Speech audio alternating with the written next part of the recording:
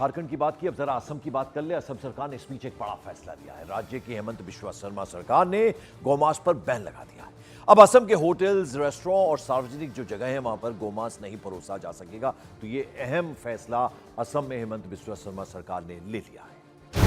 आसाम में गोमांस कोई भी रेस्टोरेंट और होटल में सर्व नहीं होगा।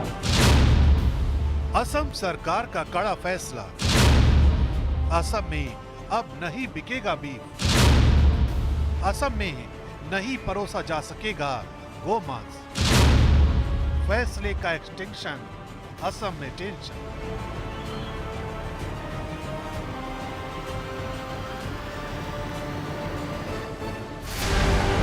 असम की हेमंता बिस्वा शर्मा सरकार के इस फैसले ने पूरे राज्य में सियासी हलचल को तेज कर दिया है।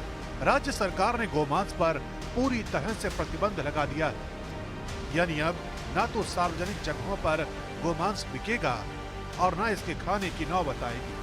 असम सरकार के इस फैसले के मुताबिक असम के बाजारों, असम के होटल, रेस्टोरेंट, सार्वजनिक समारोह में कहीं भी बीफ बेचने पर पाबंदी लगाई गई है और ये फैसला पूरे असम में लागू कर दिया गया है। आसाम में गोमांस कोई भी रेस्टोरेंट और होटल में सर्व नहीं होगा और साथ में कोई पब्लिक फंक्शन में भी या पब्लिक प्लेस में भी ये सर्व नहीं किया जाएगा। सो ये हमने कंप्लीटली होटल, रेस्टोरेंट और पब्लिक प्लेस में बीफ को हमें कंजम्पशन ऑफ बीफ, मांस को खाना हमने आज से बंद करने का निर्णय लिया। पहले हमारा ये निर्णय था कि मंदिर का 5 किलोमीटर तक, लेकिन ये अभी हम पूरा स्टेट में एक्सपांड कर दिया हूं कि कोई भी कम्युनिटी प्लेस में, पब्लिक प्लेस में, होटल में, रेस्टोरेंट में आप इसको खा नहीं पाएगा। असम कैबिनेट के इस फैसले के बाद सोशल मीडिया पर संग्राम छिड़ गया। असम के जल संसाधन मंत्री पीयूष हजारिका ने कहा, कांग्रेस इस फैसले का स्वागत करे या पाकिस्तान जाए। चूंकि सीधे सीधे कांग्रेस को टारगेट किया गया था, इसलिए पूर्व सीएम तरुण गोगोई के बेटे गौरव गोगोई ने मोर्चा संभाला और असम के सीएम पर सरकार की नाकामियां छिपाने का आरोप लगा दिया। असम के मुख्यमंत्री अपनी विफलता को छिपाने की कोशिश कर रहे हैं। दरअसल राज्य सरकार ने 2021 में असम मवेशी संरक्षण अधिनियम पास किया था। इसके तहत किसी मंदिर के 5 किलोमीटर के दायरे में गोमांस खाना और बेचना प्रतिबंधित किया गया था। लेकिन अब इस फैसले का एक्सटेंशन कर दिया गया है, यानी फैसले को विस्तार दे दिया गया है और पूरे असम में गोमांस पर पाबंदी लगाई गई है। यही वजह है कि सियासी बयानबाजी सोशल मीडिया से लेकर प्रत्यक्ष तौर पर शुरू हो चुकी है। बीजेपी इसे ऐतिहासिक फैसला करार दे रही है, जबकि विपक्ष इसे सरकार का तुगलकी फरमान बता रहा है। असम कैबिनेट का जो फैसला है, बीफ को पब्लिक प्लेसेस में बैन करना, मैं समझता हूँ ये बहुत एक हिस्टोरिक, ऐतिहासिक एक निर्णय है।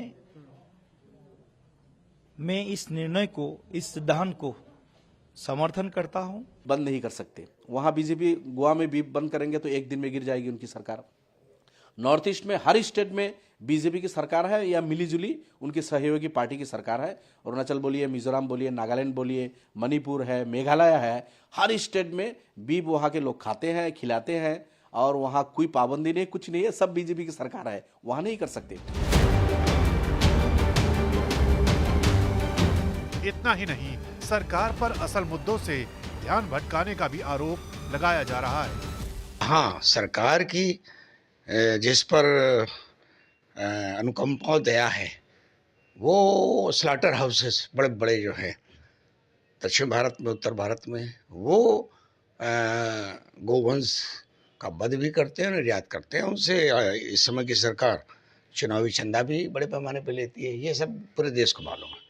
मगर मुख्यमंत्री आसाम के मुस्लिम दुश्मनी पर उतरे हुए हैं और अब जो उनके मंत्री का बयान है कि कांग्रेस स्वागत करे नहीं तो पाकिस्तान चले जाएं। ये सरासर गैर संवैधानिक बातें कर रहे हैं। इसका कोई वजूद और कोई मतलब नहीं होता है। इन लोगों का सिर्फ मकसद है फिरका परस्ती को बढ़ावा देना, हिंदू मुस्लिम तनाव को बढ़ावा देना और माहौल को खराब करना।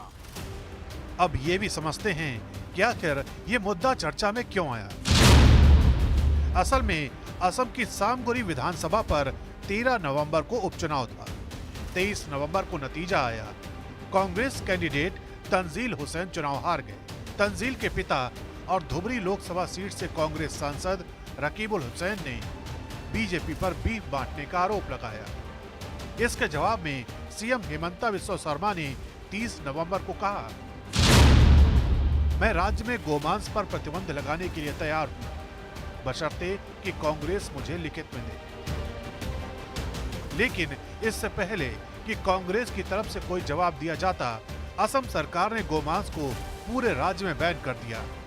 यही वजह है कि गोमांस का मुद्दा असम की राजनीति में उबाल मार रहा है।